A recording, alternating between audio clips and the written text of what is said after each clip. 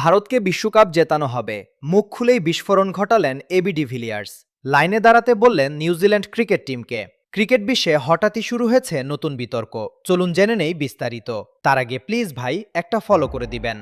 বিশ্বকাপ কে জিতবে, এই প্রশ্নের উত্তরে বিস্ফোরক মন্তব্য করলেন দক্ষিণ আফ্রিকার কিংবদন্তি ব্যাটসম্যান এবি ডিভিলিয়ার্স। তিনি সরাসরি বলে দিলেন, এখনই বিশ্বকাপ জেতার জন্য প্রস্তুত নয় নিউজিল্যান্ড, কিন্তু এখানেই শেষ নয়। এই মন্তব্য ঘিরে শুরু হয়েছে বড় ধরনের আলোচনা।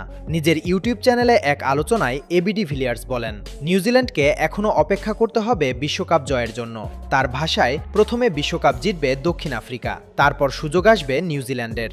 এই মন্তব্যের সময় তার সঙ্গে অতিথি হিসেবে ছিলেন দক্ষিণ আফ্রিকার সাবেক ফাস্ট বোলার ডেল স্টেইন।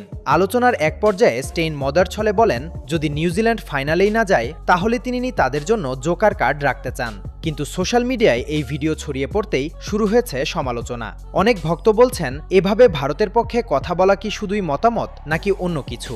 কারণ অনেকেই মনে করছেন এই মন্তব্যে যেন ইঙ্গিত দেওয়া হয়েছে যে শেষ পর্যন্ত বিশ্বকাপ জিততে পারে ভারত জাতীয় ক্রিকেট দল।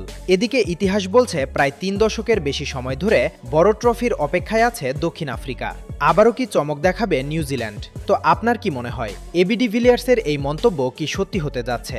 আপনার মতামত অবশ্যই আমাদের কমেন্টে করে জানাবেন।